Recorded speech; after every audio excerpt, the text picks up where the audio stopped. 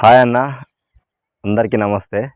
ఈరోజు టాపిక్ ఏంటంటే అన్న, ఎక్కువ శాతం అనుకోకుండా రైతులకు జరిగే కరెంటు ప్రమాదంలో అనుకోకుండా సహజంగా జరిగే ప్రమాదం గురించి నేను తెలుసుకున్నాను. దాని గురించి మీ అందరికీ షేర్ చేయాలని వీడియో చేస్తున్నాను.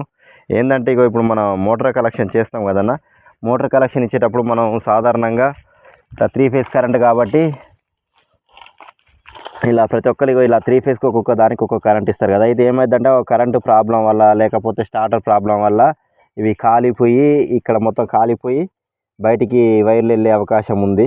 కాబట్టి ఏమైందంటే ఇది ఒకసారి ఇట్లా మనం పెట్టినప్పుడు దీని మీద వీళ్ళు ట్యూబ్కి ఇట్లా మనం కప్పినప్పుడు ఏమైందంటే ఇది కాలిపోయి బాడీ కాంతుంది. దానివల్ల ఏమవుతుందంటే ఈ మోటార్ మొత్తం షార్ట్ వస్తుంది, ఒక పైపు లెంత్ వరకు షార్ట్ వస్తుంది. దానివల్ల షార్ట్ కొట్టే ప్రమాదం ఉంది. ఇట్లా చాలామంది రైతులు చనిపోయారు.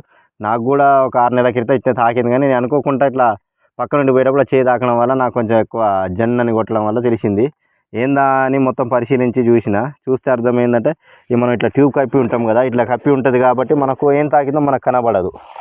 కాబట్టి మనం ఎందుకు షార్ట్ వచ్చిందో తెలియదు. దాని పోయి లేవెల్ కోసమో ఇట్లా మనం ముట్టుకుంటా ఉంటాం, లేకపోతే ఏదో ఒక అవసరంతో మనం ముట్టుకుంటాం. కాబట్టి విద్యుత్ ప్రమాదాలు జరిగి షార్ట్ కొట్టే అవకాశం ఉంది. కాబట్టి నేను దాని గురించి ఒక కొత్త అయితే ప్లాన్ చేశాను. ఏంటంటే ఇప్పుడు సహజంగా ఈ వైర్ అనేది బాడీ తాకుతుంది కదా, మనకు కనబడదు. కాబట్టి వాటికి ఏం చేయాలంటే ఇలాంటి ఒకటి ప్లాస్టిక్ బాటిల్ కోసి ఇలా లోపల పెట్టాను. దీనికి ఇలా ఒక తీగ రెడీ అయితే పెట్టుకున్నాను. మనం ఇట్లా ఏంటంటే ఈ 3 వైర్లు దానిలో ఇట్లా లోపలికి ఇట్లా పెట్టేసి ఇట్లా గుంజిగా ఇట్లా పెట్టడం వల్ల మనం దీని ద్వారా ఏం చేయాలంటే మళ్ళీ వీటిని దూరం పోకుండా మనం దీనికి ఇట్లా చుట్టి పెట్టాలన్నట్టు. అంటే బాటిల్ మళ్ళీ వెనకకి జరగకుండా మనం ఈ తీగలతోటి మళ్ళీ వైర్కి అటాచ్ చేయడం వల్ల తీగలు అనేది బయటికి రాకుండా బాటిల్ అట్నే ఉంటుంది. మనం ఇలా ఉంచడం వల్ల మళ్ళీ ట్యూబ్ మనం కప్పుకున్నాం అనుకో, ఇలా కప్పుకొని ఉంచితే మనకు ఏం ప్రాబ్లం ఉండదు. మనకు షార్ట్ కొట్టే అవకాశం అయితే చాలా వరకు ఉండదు.